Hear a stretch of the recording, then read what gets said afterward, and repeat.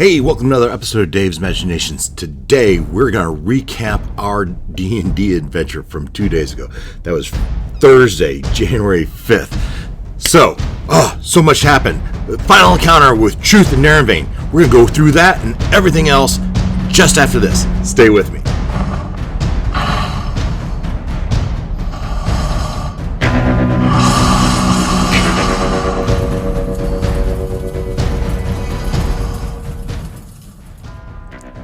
So, we played our game last Thursday, January 5th, and this is our first game of the new year, and what a game it was as we finally, after spending session after session going through the Misty Forest, we finally get to the encounter with Chuth and Neronvain. But before we did, we had just finished battling the Hungry, and we had lost Gloin. You might recall we had lost Gloin. Gloin has resurrected as a ghost, and but our team is battered and short on spells, and they're surrounded by the Sorrowsworn, and they're still looking for Neronvain and Chuth.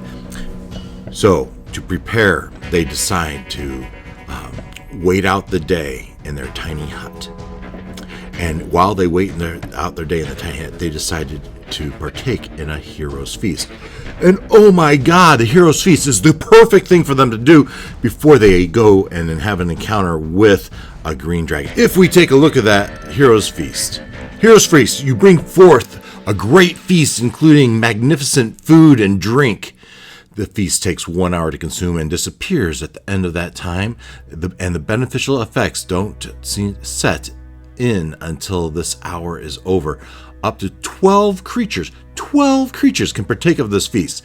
Now, we only have 6, but a creature that partakes of the feast gains several benefits. The creature is cured of all diseases and poison and becomes immune to poison. Right before they're going to go battle a green dragon, they're going to become immune to poison. What's a DM to do? So they become immune to poison and being frightened. So the dragon can't frighten them, and they can't harm them with poison. Now, I checked. After reading this again, I thought, maybe they should have only been immune to the poison condition, and they could still take poison damage. But I looked it up, and Jeremy Crawford responded to this back in 2015. He responded, Hero's Feast spell grants immunity to poison in any form, damage, and the condition. Hero's Feast, what a great thing. Now, in fairness, it is a level 6 spell, so it's not cheap, but boy, what does it give them? And not only does it make them immune to poison and being frightened, now it makes all wisdom saving throws with advantage. Its hit point maximum, everyone that partakes, gets their hit point maximum raised by 2d10, which was 15. They rolled 15. Whew. They each got their hit point maximum increased to 2 by 15, and then it gains that same number of hit points. And then all that, it lasts for 24 friggin' hours. 24 hours! So they did this, and then they had a long rest on top of it, and they're going to go find the Chuth. They've got their emblem that makes the Sorrowsworn not notice them. They have their lay that also protects them from fear. So they walk with their long rest. They'll be ready to walk in and slap Neronvain and Chuth like the badasses that they are. So they took their long rest. Now, while they took their long rest, we had a little revelation with Gloin. Now, I've said that Gloin, he can't be exhausted. He can't. All these conditions don't affect, because he's a ghost. He's a freaking ghost. He's a ghost, and not only a ghost, he's a ghost that can turn into a ghost dragon, which is a pretty badass, tough dragon.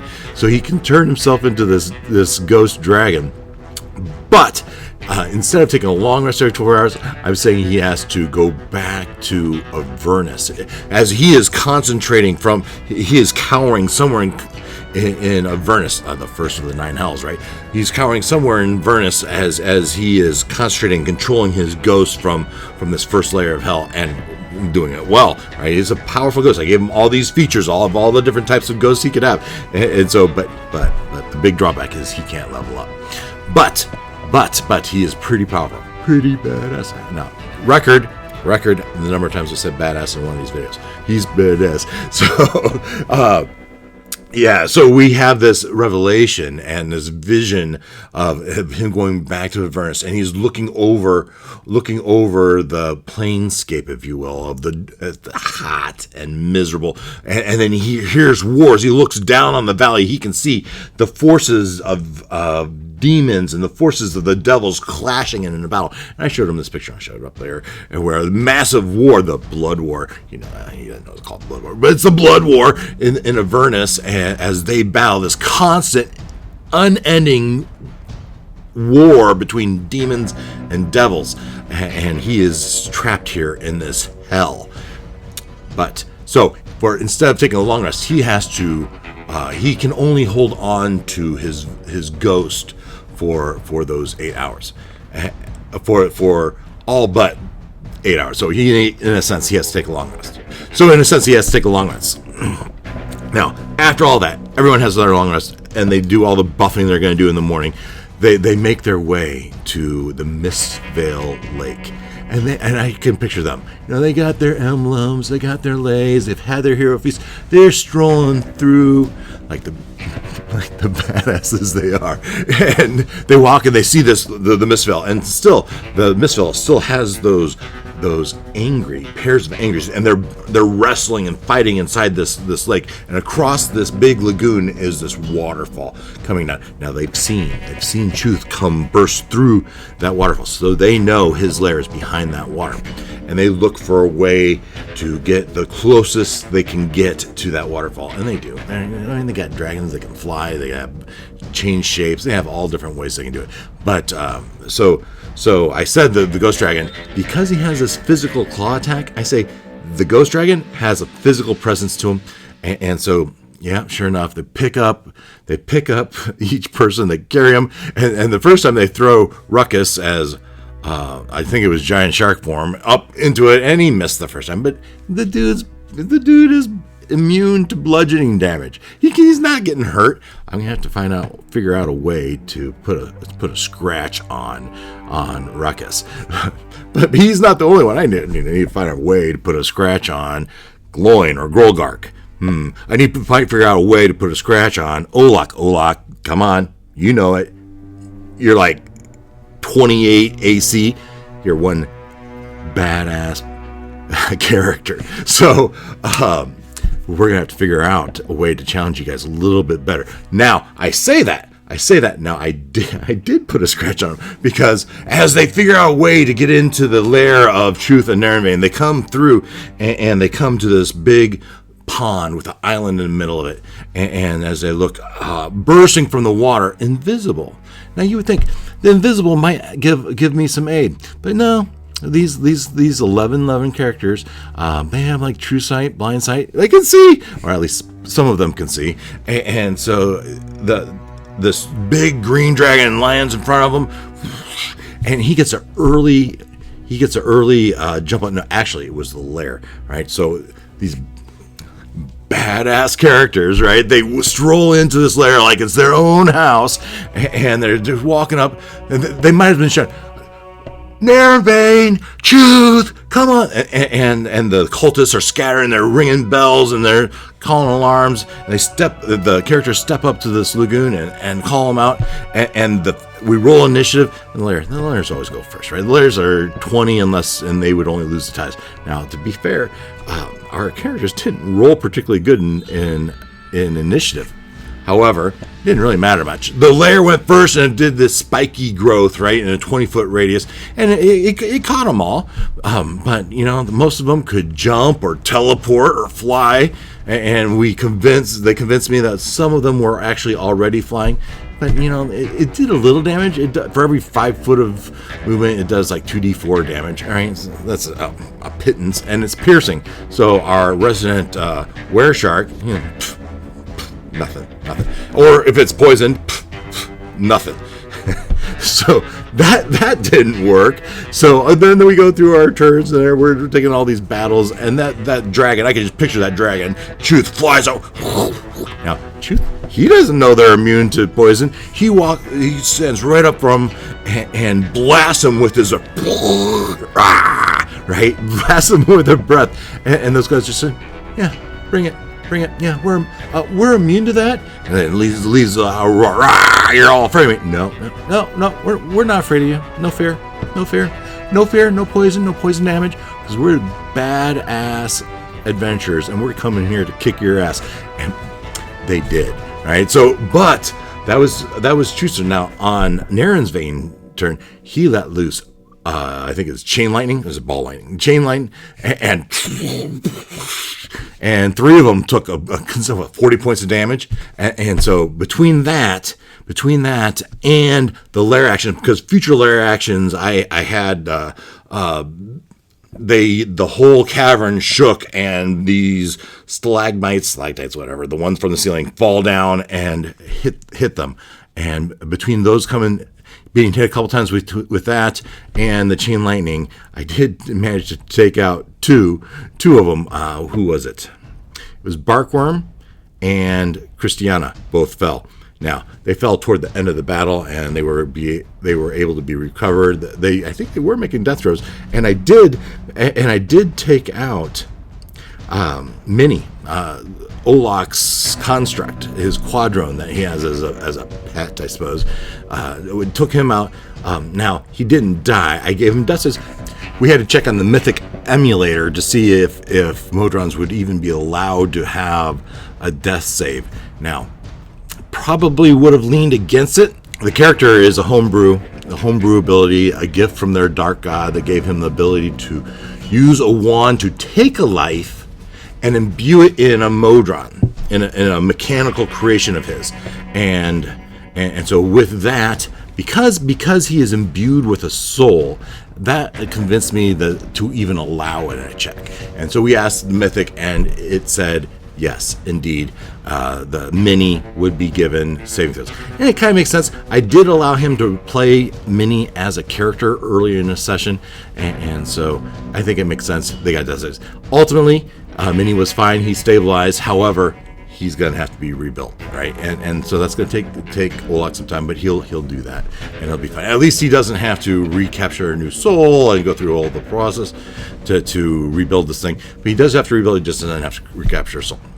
So in the end, ultimately, Neronvain and Chuth, realizing that these people, these adventurers, couldn't hardly hurt them, they decided to make a run for it.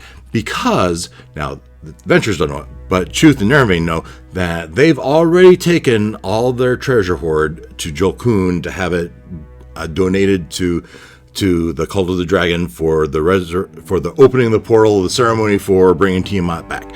And so that's gone. They also, the mask they had is already at the Well of Dragons. So Chuth and Neronvain, they're not going to bother with these people, and they don't really care about the cultists, right? Because they're all bigger than they are, so they don't really care, and so they make a break for it. And not without glowing ghost dragon Grolgark chasing after them, but through the tunnels that they're weaving and maze through, that Chuth and Neronvain were able to get away.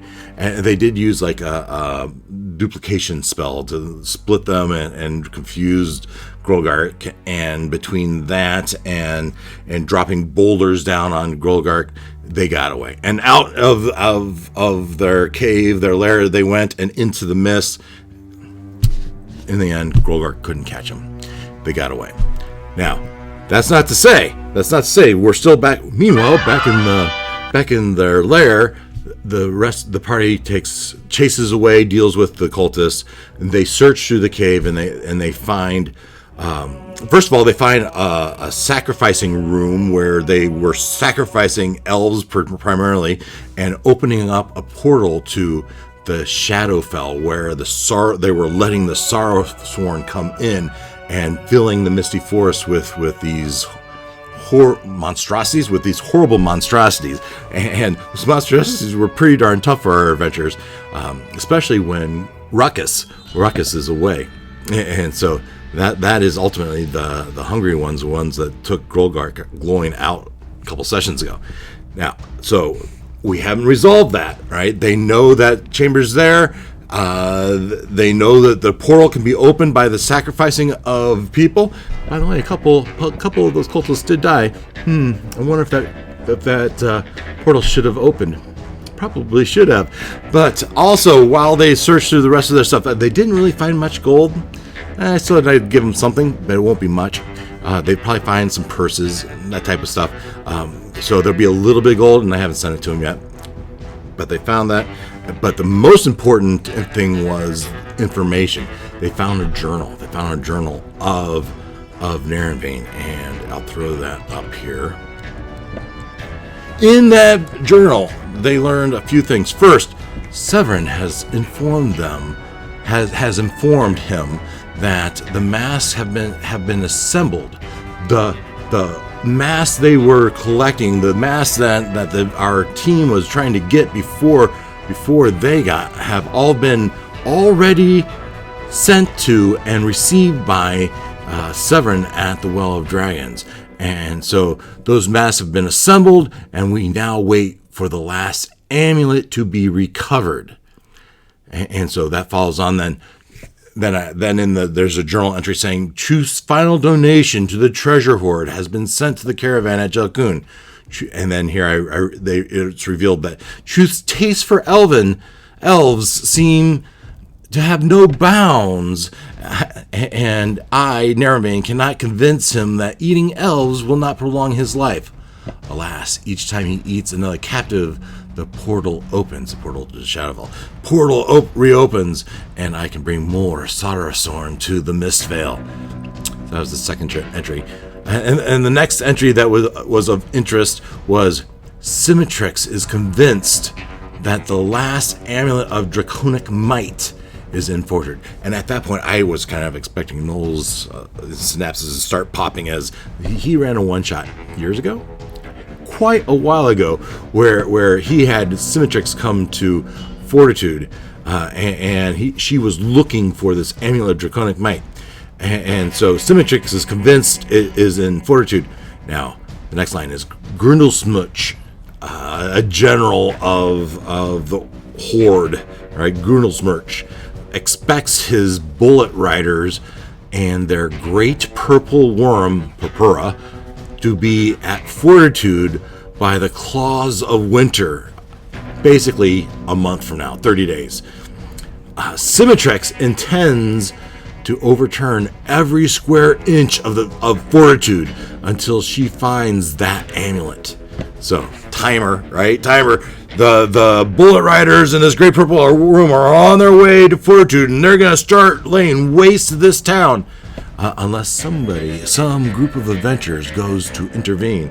So, but Fortitude is under control. It is under the control of the Horde, not to mention Symmetrix.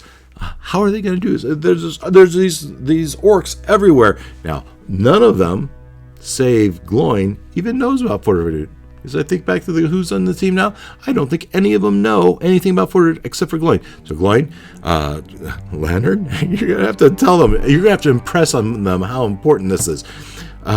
So, and then finally, the last entry in the journal says, the time is near. I eagerly anticipate joining my brothers at the Well of Dragons for the Dark Queen's Ascension, the namesake of our adventure.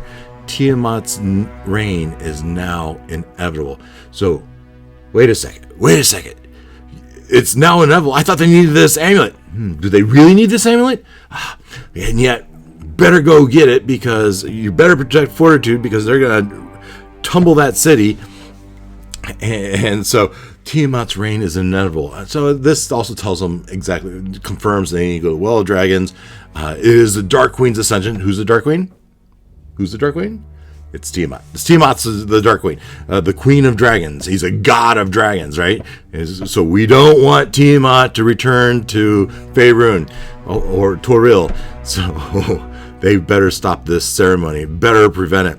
And so everything is leading up to that. So, but before then, they better save Fortitude. They better get this last amulet of Draconic Might.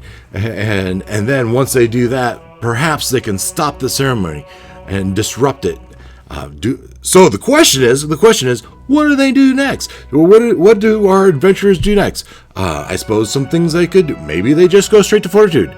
But then how do they intercept this purple worm and these bullet riders? You remember what bullet riders are? We think of tremors, right? These are big, monstrous creatures that do tunneling, right? And so in my mind, we have these bullet riders leading this purple worm, somehow coaxing it.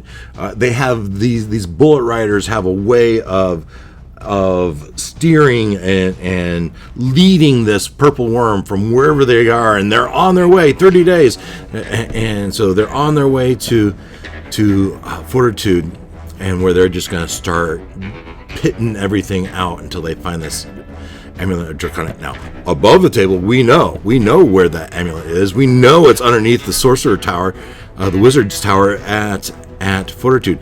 Will the purple worm come across their Winterstone Haven that a lot of our adventurers are hiding out in? I don't know. I have to find out. What will our adventurers do? But tell me in the comments below. Tell me in the comments below.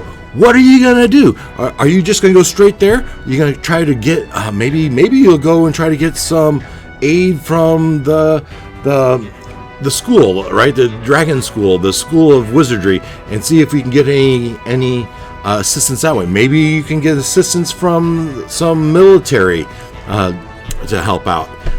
Give them your intelligence and see how they react. Or maybe you'll just go and try to do your own darn self, like the badasses you are, right? So, all this and more we'll have to find out next time we play. In our game of Dave's Imaginations Presents Dark Queen Ascension, The Fallen. They haven't fallen very far. One last thing. You have each of you, except for Gloin, each of you have achieved a new level. You are now level 12. Also, maybe in the comments below, you could tell me what about level 12 has you most excited. Is there a spell? I haven't looked. I don't know. I haven't looked. Do you get a spell? Do you get maybe a characteristic improvement? Are you going to increase your intelligence, wisdom, charisma, whatever your primary stat is? You going to increase that? Is there an ability you get? Let us know. Put it down in the comments. I'd love to hear it. So otherwise, all this, please tell me what you're going to do. I'm sure we have a text group. There'll be some chat there. I'm sure we'll be talking about it. And please communicate. The more we can do outside the session, the less we do inside the session regarding all these logistics and things. We can talk through some of those. So please chat it up, put it in the comments, send it in the text. Love to hear it. And otherwise, we will play again on Thursday. As we figure out what our next steps are. Are they going to do more in this cavern? I don't know. Are they going to try to beeline it straight to forward? Maybe. Are they going to try to go back to Waterdeep and get some allies? Maybe that would work. We'll have to talk through it. All this and more next time. Dave's Imagination presents Dark Queen Ascension, The Fallen. One last thing, if you don't mind, as always. I know most of you already have. Hit the like, subscribe. I appreciate it. I like seeing the likes. I appreciate it. So I think I've delayed enough. Until next time, take care.